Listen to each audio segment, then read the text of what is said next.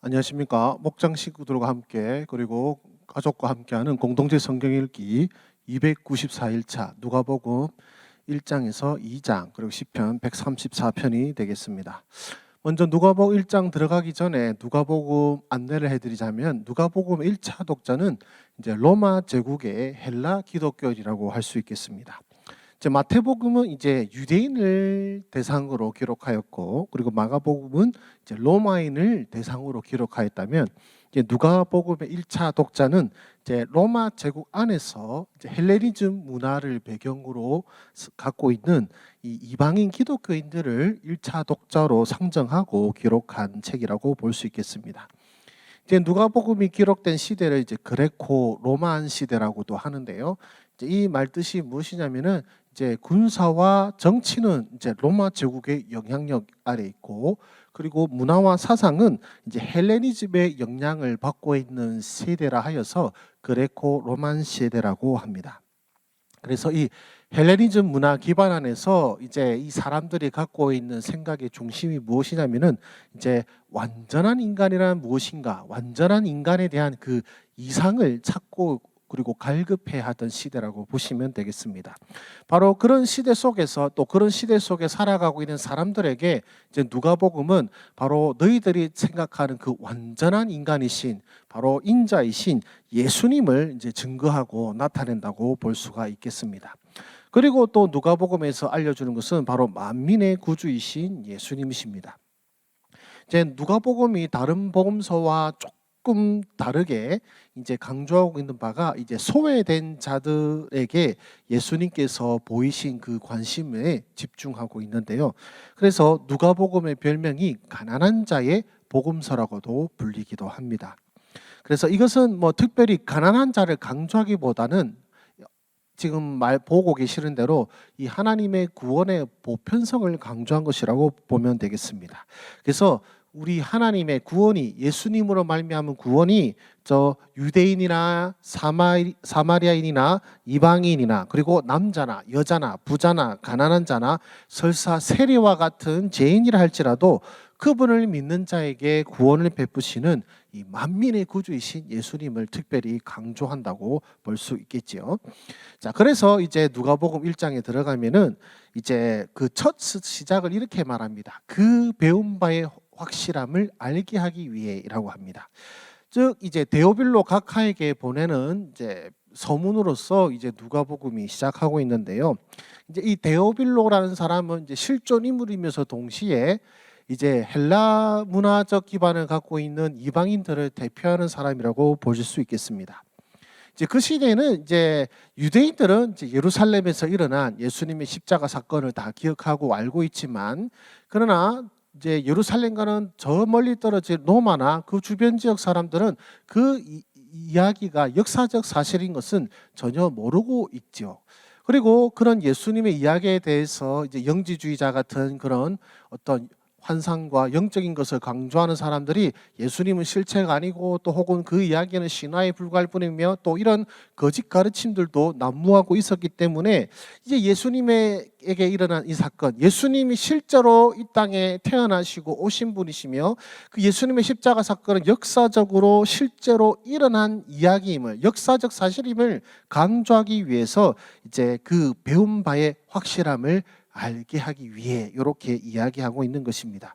그래서 직접 보고 그리고 만지고 경험한 실제 일어난 사건임을 알리기 위함인 것이죠. 그래서 다른 복음서들이 어떤 시간적 순서보다는 어떤 메시지 중심으로 사건을 기록하였다면 누가복음은 역사적 사건과 그리고 시간적 순서를 존중하는 가운데 기록된 복음서라고 볼 수 있겠습니다. 그래서 이제 세례 요한과 예수님의 탄생부터 해서 대부분 이런 시간적 순서에 따라 이 사건을 배치하였지요. 그리고 이제 누가복음 1장에서 계속해서 말씀드리는 것은 이제 세례 요한의 출생과 예수님의 탄생 예고입니다. 여러분들이 잘 아시는 대로 이 가브리엘 천사가 이제 그 제사장인 사가랴에게 나타나서 이제 세례 요한의 수태를 알리고 그가 행할 사역에 대해서 예고하지만 사가랴가 믿지 못하였죠. 그래서 이제 그 아이의 이름을 요한이라고 짓기까지 그의 입을 잠시 벙어리로 만드는 일과, 그리고 그 가브리엘 천사가 이제 마리아에게 찾아가서 그녀가 동정녀의 몸으로 예수님을 낳게 될 것을 예고하는 내용이 이제 그 누가복음 1장에서 나타나고 있습니다. 그래서 여러분들 아시는 대로 이제 요한이 태어나고 사가랴가 그 이름을 요한이라고 하자마자 그의 입이 열리고 그가 앞으로 할 사역에 대해서 그가 영적으로 선포하는 장면이 누가복음 1장에 나오고 있습니다. 그리고 이제 누가복음 2장은 예수님의 탄생과 성장 과정에 대해서 이야기하고 있는데요. 2장 첫 부분에 여러분들이 보시는 바와 같이 가이사 아구스도의 호적 명령이 시작합니다. 그래서 예수님께서 왜 베들레헴에서 태어나게 되시는가에 대한 그 경위를 이제 역사적 사건을 통해서 설명하고 있고요. 그리고 그뿐만 아니라 예수님께서 탄생하신 소식을 천사들이 이제 목자들에게 전하고 목자들이 아기 예수를 방문하고 찬송하는 배경의 이야기를 하고 있습니다. 자, 앞에 말씀드린 대로 이제 누가복음은 가난한 자를 해서 강조한다고 말씀을 드렸습니다.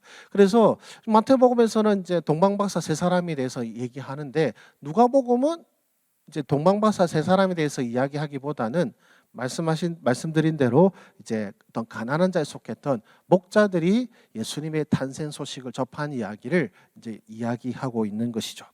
그리고 예수님께서 출생 후에 이 8일차 되었던 때에 이제 예루살렘에 가셔서 이제 아이를 바치는 헌신례가 있습니다.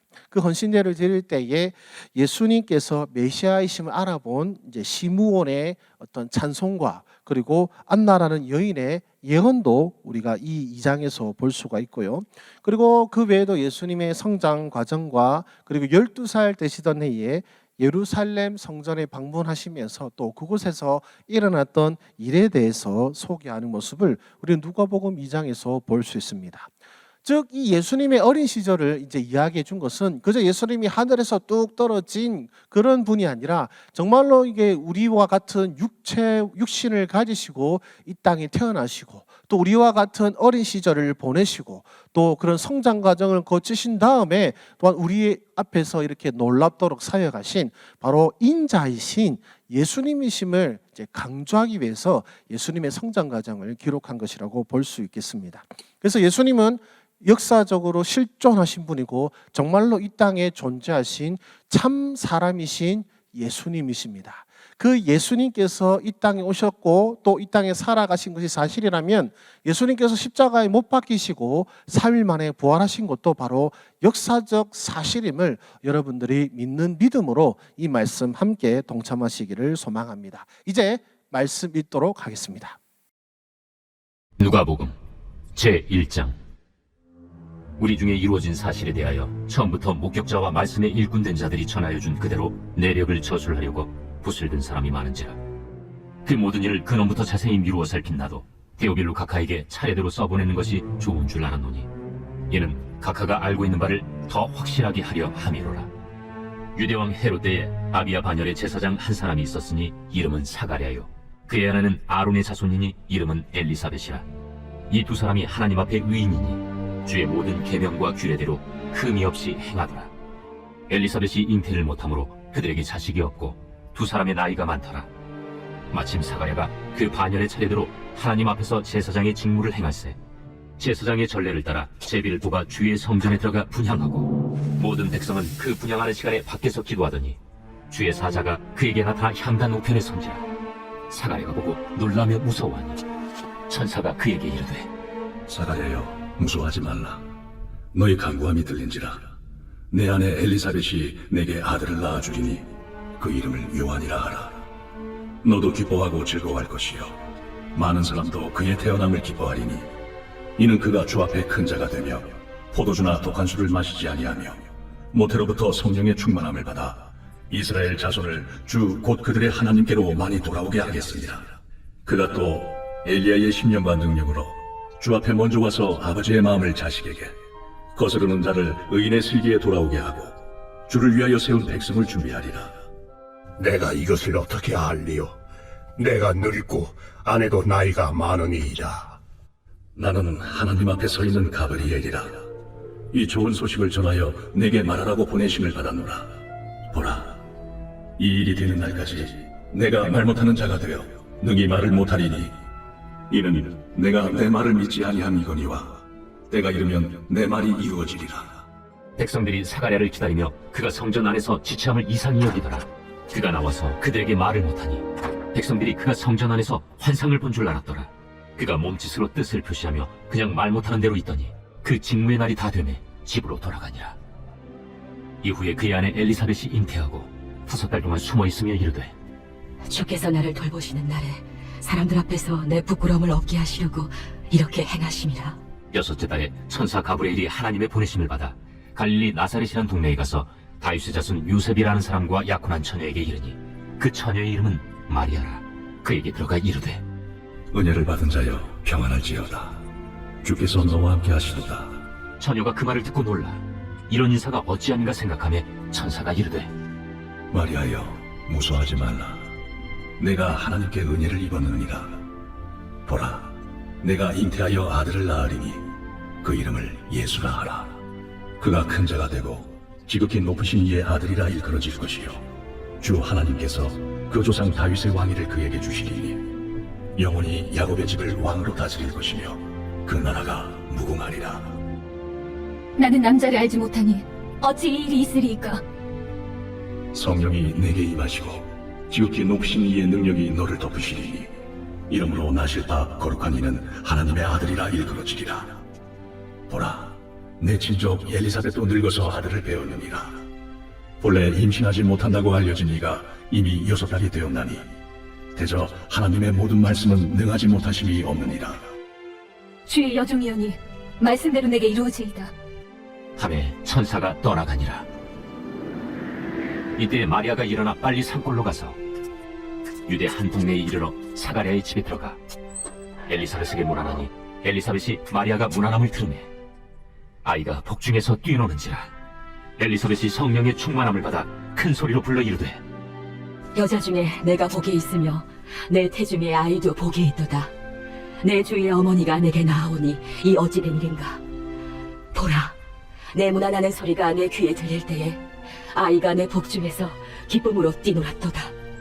주께서 하신 말씀이 반드시 이루어지리라고 믿은 그 여자에게 복이 있도다. 내 영혼이 주를 찬양하며 내 마음이 하나님 내 구주를 기뻐하였음은 그의 여종의 비천함을 돌보셨음이라.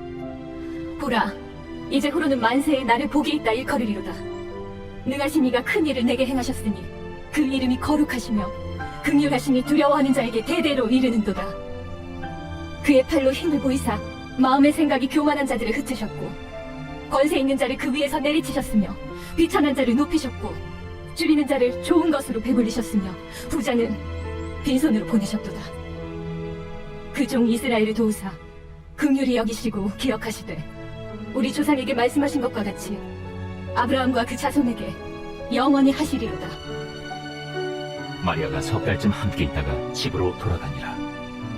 엘리사벳이 해산할 기한이 차서 아들을 낳으니 이웃과 친족이 주께서 그를 크게 긍휼히 여기심을 듣고 함께 즐거워하더라.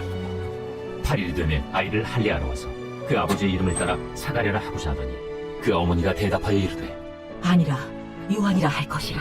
내 친족 중에 이 이름으로 이름한 이가 없다. 하고 그의 아버지께 멈칫하여 무엇으로 이름을 지으려 하는가 물으니 그가 서판을 달라 하여 그 이름을 요한. 이라 쓰매 다 놀랍게 여기더라. 이에 그 입이 곧 열리고 혀가 풀리며 말을 하여 하나님을 찬송하니 그 근처에 사는 자가 다 두려워하고 이 모든 말이 온 유대 산골에 두루 퍼지매 듣는 사람이 다 이 말을 마음에 두며 이르되 이 아이가 장차 어찌 될까? 하니 이는 주의 손이 그와 함께 하심이로라. 그 붙인 사가랴가 성령의 충만함을 받아 예언하여 이르되 찬송하리로다 주 이스라엘의 하나님이여.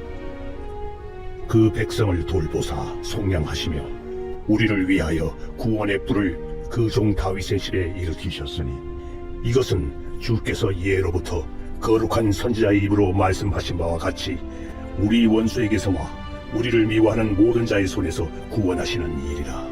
우리 조상을 긍휼히 여기시며 그 거룩한 언약을 기억하셨으니 곧 우리 조상 아브라함에게 하신 맹세라.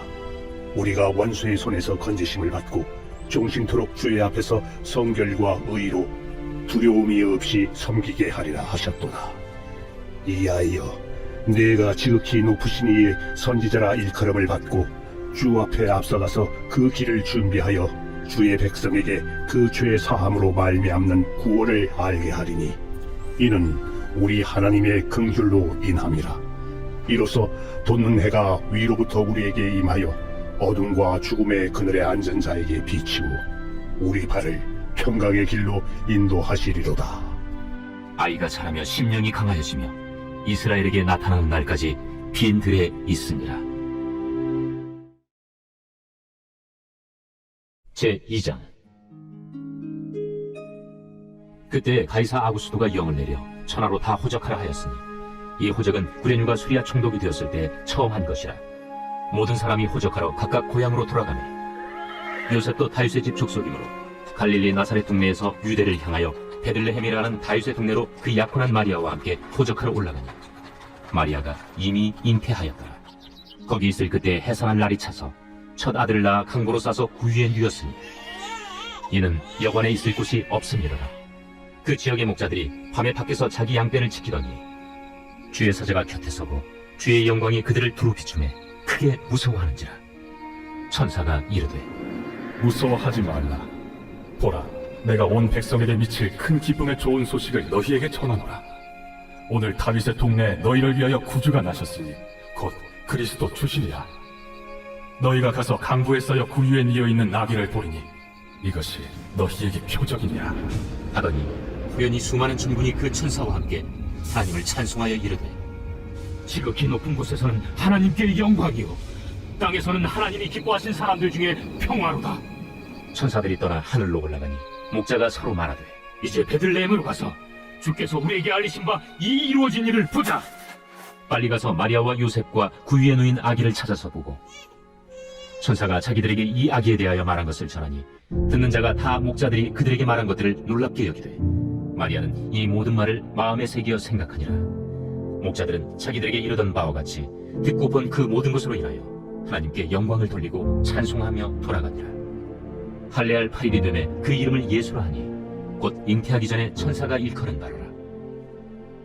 모세의 법대로 정결 예식의 날이 차매 아기를 데리고 예루살렘에 올라가니 이는 주의 율법에 쓴 바 첫 해에 처음 난 남자마다 주의 거룩한 자라 하리라 한 대로 아기를 죽게 드리고 또 주의 율법에 말씀하신 대로 산비둘기 한 쌍이나 혹은 어린 짚비둘기 둘로 제사하려 함이더라. 예루살렘에 시몬이라 하는 사람이 있으니 이 사람은 의롭고 경건하여 이스라엘의 위로를 기다리는 자라. 성령이 그 위에 계시더라. 그가 주의 그리스도를 보기 전에는 죽지 아니하리라 하는 성령의 지시를 받았더니 성령의 감동으로 성전에 들어가매 마침 부모가 율법의 관례대로 행하고자 하여 그 아기 예수를 데리고 오는지라. 시몬이 아기를 안고 하나님을 찬송하여 이르되 주제여, 이제는 말씀하신 대로 종을 평안히 놓아주시는도다. 내 눈이 주의 구원을 보았사오니 이는 만민 앞에 예비하신 것이요 이방을 비추는 빛이요 주의 백성 이스라엘의 영광이니이다. 그의 부모가 그에 대한 말들을 놀랍게 여기더라. 시몬이 그들에게 축복하고 그의 어머니 마리아에게 말하여 이르되 보라, 이는 이스라엘 중 많은 사람을 패하거나 흥하게 하며 비방을 받는 표적이 되기 위하여 세움을 받았고 또 칼이 네 마음을 찌르듯 하리니 이는 여러 사람의 마음의 생각을 드러내려 함이니라. 또 아셀지파 바누엘의 딸 안나라는 선지자가 있어 나이가 매우 많았더라. 그가 결혼한 후 7해 동안 남편과 함께 살다가 과부가 되고 84세가 되었더라. 이 사람이 성전을 떠나지 아니하고 주야로 금식하며 기도함으로 섬기더니 마침 이때에 나와서 하나님께 감사하고 예루살렘의 속량을 바라는 모든 사람에게 그에 대하여 말하니라. 주의 율법을 따라 모든 일을 마치고 갈릴리로 돌아가 본 동네 나사렛에 이르니라. 아기가 자라며 강하여지고 지혜가 충만하며 하나님의 은혜가 그 위에 있더라. 그의 부모가 해마다 유월절이 되면 예루살렘으로 가더니 예수께서 12살 되었을 때 그들이 이철기의 관례를 따라 올라갔다가 그 날들을 마치고 돌아갈 때에 아이 예수는 예루살렘에 머무셨더라. 그 부모는 이를 알지 못하고 동행 중에 있는 줄로 생각하고 하룻길을 간 후 친족과 아는 자 중에서 찾되 만나지 못하매 찾으면서 예루살렘에 돌아갔더니 사흘 후에 성전에서 만난즉 그가 선생들 중에 앉으사 그들에게 듣기도 하시며 묻기도 하시니 듣는 자가 다 그 지혜와 대답을 놀랍게 여기더라. 그의 부모가 보고 놀라며 그의 어머니는 이르되 아이야, 어찌하여 우리에게 이렇게 하였느냐? 보라, 내 아버지와 내가 근심하여 너를 찾았노라. 어찌하여 나를 찾으셨나이까? 내가 내 아버지 집에 있어야 될 줄을 알지 못하셨나이까? 그의 부모가 그가 하신 말씀을 깨닫지 못하더라. 예수께서 함께 내려가사 나사렛에 이르러 순종하여 받드시더라. 그 어머니는 이 모든 말을 마음에 두니라. 예수는 지혜와 키가 자라가며 하나님과 사람에게 더욱 사랑스러워 가시더라.